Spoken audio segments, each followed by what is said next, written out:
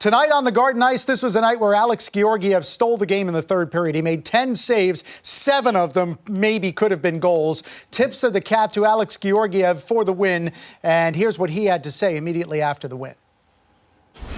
Thank you, John. Alex, it was quite the game by you. Take us through what you need to go through in order to get prepared for these games, because it seems like even though you get time off, you come back and you always come up with a strong performance. What do you go through to get to that point?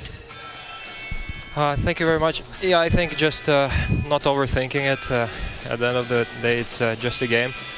I work pretty hard in practice and try to bring the confidence to the game by being solid in practice and yeah, just working hard, you know. Yeah, the way this game was played versus last night's game, last night seemed to be a little bit more wide open. Was that part of the game plan for your team to try and concentrate a little bit more on the defensive side of the game? Yeah, definitely. We talked about it in the pre-game meeting that we need to play better defense and offense will come, and that's what we did today. Really solid defense. We got the lead and didn't try anything crazy, just played simple hockey, and that worked well. Alex, this was a game where we really focused on this being the Garden of Dreams night and what it means to Madison Square Garden and the organization. What does it mean to you and some of the other players? I know Chris, we featured him, but the time that you guys spend with these kids and with these families, what does it mean to you to go through that? Yeah, definitely, it's an important night for us. You want to perform really well, get some excitement going, and yeah, it's definitely special when you see us a Garden of Dreams night. Well, you did your thing because you did perform really well. Congratulations on the win, and thanks for taking the time to do this. Thanks a lot. John, back to you. Joe Micheletti, thanks very much. So Alex Georgiev, maybe some of these words sound familiar to you as a guy who would back up Henrik Lundqvist, where he said not overthinking it, just a game, keep calm, stay focused. Are those some of the mindsets and thought processes you had? You really have to not think about results, because if you chase results, your game's going to get sticky and you're going to get stuck. And that's what happens. If the mind starts to move, the body quickly tangles and then falls apart. And here's the thing about Georgiev. He always bounces back when he has to have that type of performance.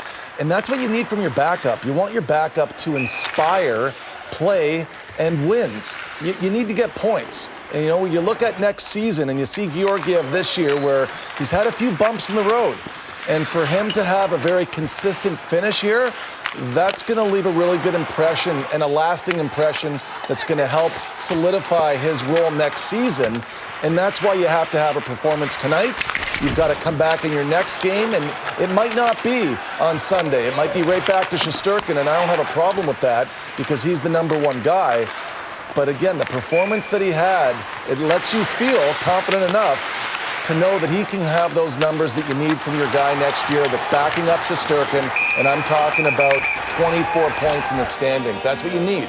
You look at any team that goes the distance, you have a backup that's strong, but also delivers 24 points in the standings. And coming into this game tonight, he was a .902 save percentage. Every goalie in the world knows that when you get below 90, you feel like your job is threatened.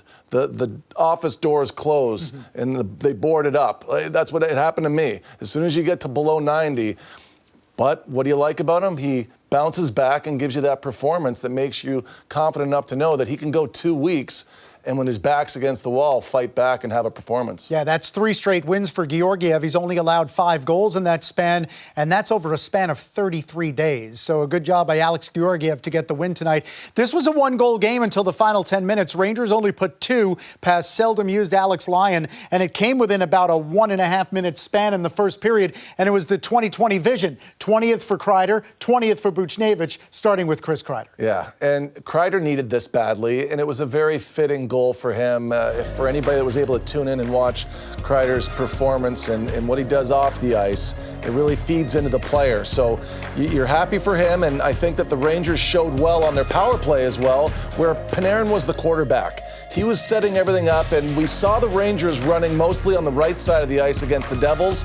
and they were mostly on the left side of the ice last night as well as tonight. Moving it to the boards, and then Strome being able to help as an outlet is looking now to the point. Panarin had burnt one wide earlier in the power play, and now he's looking for the pass. So the shot was established, and now the pass is there for Kreider. This is the second time we've seen Kreider bang one home, too, on the power play during those 8 games that we've seen against the Flyers this season. He gets left alone back there, but it's good to see him score based on the night that we've had here tonight, and also for Panarin to be that comfortable quarterbacking. Remind me again, one of us said Chris Kreider on the power play will score the first goal. Who was that? That was me. And that was on MSG Pick'em at 6:50 this evening before the game, for those who were wondering. Yes, he called it right again. And he'll never let me forget about it. Yeah. Then after that, less than 2 minutes later, Pavel Buchnevich scores. After the Flyers had scored to tie the game, so it was 3 goals within 2 minutes. Buchnevich gets his 20th. That's one shy of his career high.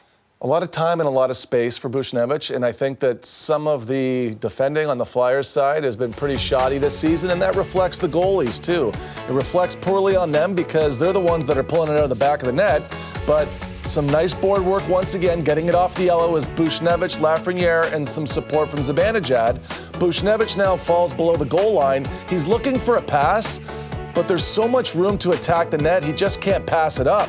And the Flyers are going to the back post looking for a pass that's a cross-ice seam that's really not a look that the Rangers are looking for. And there's a lot of room there for Buchnevich to go blocker side. He's able to get that walk, but I think, again, that's based on reputation.